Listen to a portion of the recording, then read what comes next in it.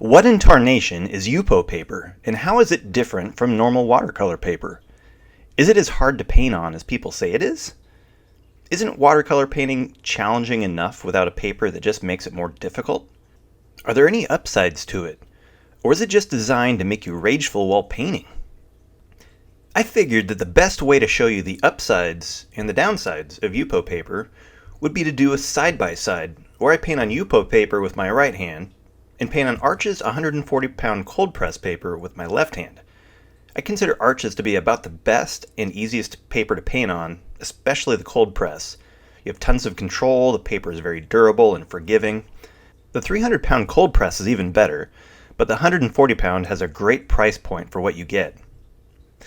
I suppose I could have done both sides with my right hand, since I am right-handed, but this sounded boring, and where is the sport in that? So what is Yupo paper? It is a synthetic, plasticky paper made from polypropylene, which is what they make your car bumper or kids' toys from, and can be the packaging for your favorite snacks. Yupo sort of feels like painting on a sheet of glass, because the paper does not absorb the water.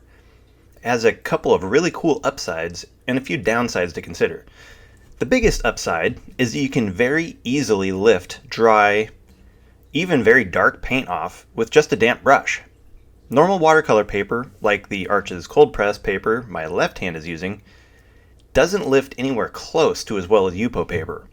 I will do some highlights by lifting very dark paper later in this video to show you. This huge upside comes with a downside though. Because the paint lifts so easily, it makes it harder to layer paint. In order to layer paint, you need to make sure the first layer is bone dry, and when doing the second layer, be careful not to have too much water on your brush. If you have too much water on your brush, it'll basically make your layers mingle instead of having a transparent layered look.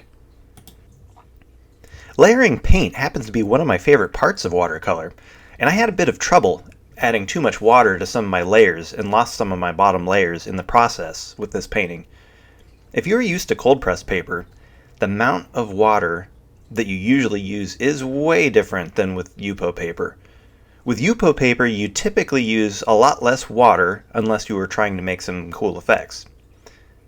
Another benefit of Yupo paper is that you can do some pretty crazy effects when you use a lot of water. I actually didn't delve into the wacky effects in this video and wanted to just paint a normal painting, because I figured if you don't like trying to paint a normal picture with the stuff, you aren't going to practice with it enough to learn the cool effects anyway. If you are comfortable with normal painting on Yupo paper, I'm sure there are other videos that will show you how to do the cool effects with it. The first couple times I attempted it, I tried painting with the paper upright on my easel. And of course I used way too much water, so the paint went streaming straight down the paper and into a puddle on the floor.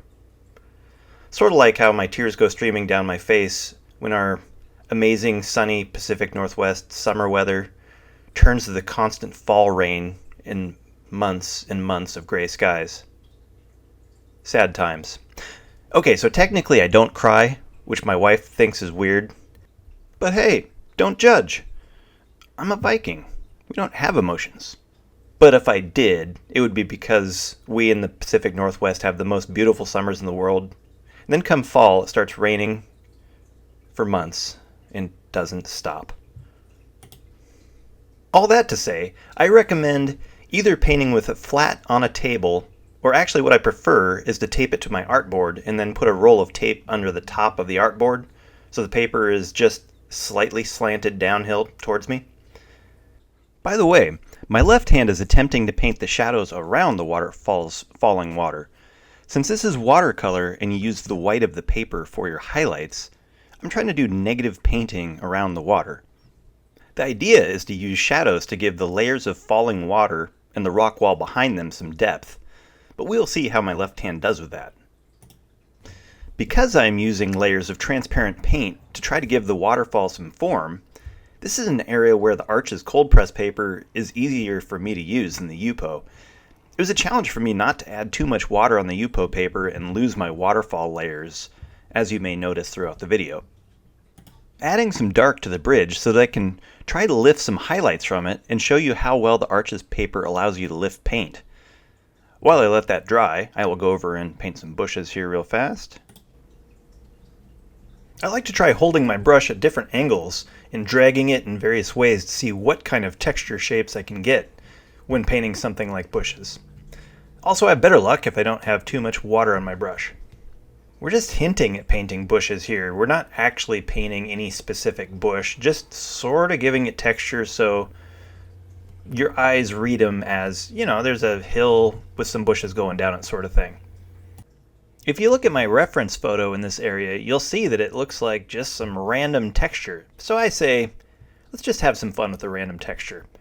Now that the dark on my bridge is almost dry, I'm adding some highlights by just using clean water and a brush and just slightly dragging it back and forth and producing highlights.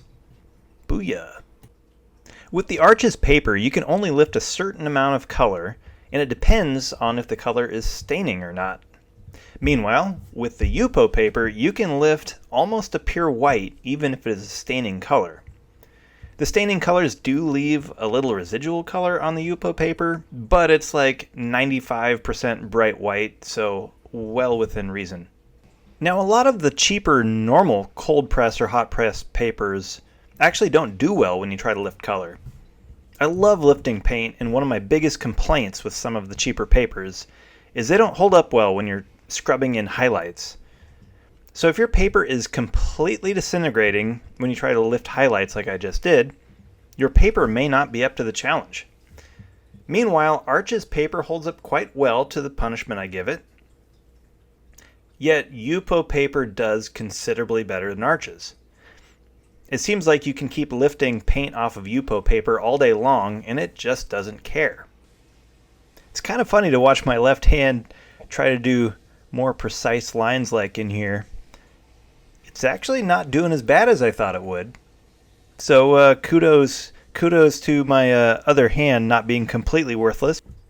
My left hand is actually having an easier time with the Arches paper trying to get, there's a rock shelf sort of thing behind the waterfall there, and in order to do that you kind of need to have transparent layers, and the Arches paper just does that way better than the Yupo does. Now to lighting. Lighting to me has always been one of the most challenging parts of painting anything. My art teacher in college was always trying to get us to turn the lights on, and I could never get the lights on. And so my go-to with doing shadows and lighting and whatnot is to gradually build up layers in order to get the lighting how I want. So right now my left hand is trying to do shadows. It's a little awkward because this is my left hand, but it's doing shadows. However, on the Yupo paper, my go-to doesn't quite work as well. As I'm trying to layer some paint over there. I'm used to just being able to do a big wash with the big brush. And I think I've maybe got too much water on my brush for doing the layers like this. Actually, I think this works more like oil painting, where with oil painting, the paint doesn't dry until like a month from next Tuesday. So you go into art class on, 3 days later and your painting is still wet. And so you try to layer over it and you can't. You just mess with the paint that's already there. So I guess my takeaway is Yupo paper has some more of the characteristics of oil painting and isn't nearly as much like a normal watercolor paper. So if you really like oil painting, Yupo paper might be your thing. Or if you just like something different, Yupo paper might be your thing. It does some cool stuff.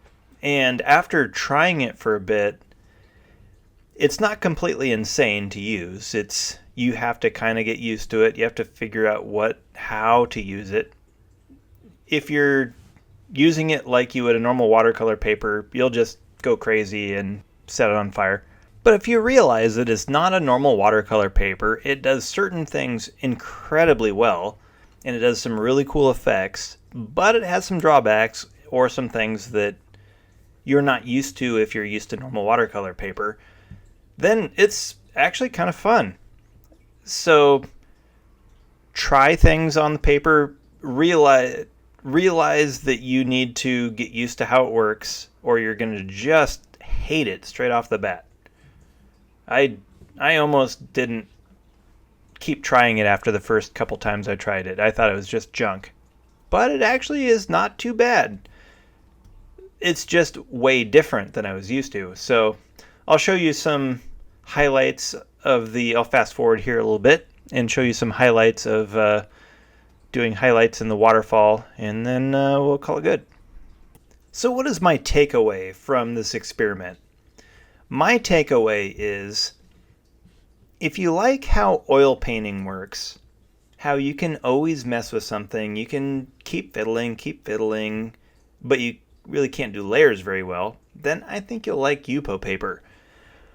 But if you're more of the sort that likes being able to layer stuff and the normal watercolor mindset, then you might have a little bit more of a challenging time with Yupo paper. Either way, I think it's a fun thing to try. I think it's a fun change-up for me. To me, it's like when I go to the coffee shop, I get an iced mocha 95% of the time, but I like trying some of the other things, I think. And this is one of those things to try that's different. So this is one of the change-ups that I get at the coffee shop. If you enjoyed this video, fist bump your cat and go paint something.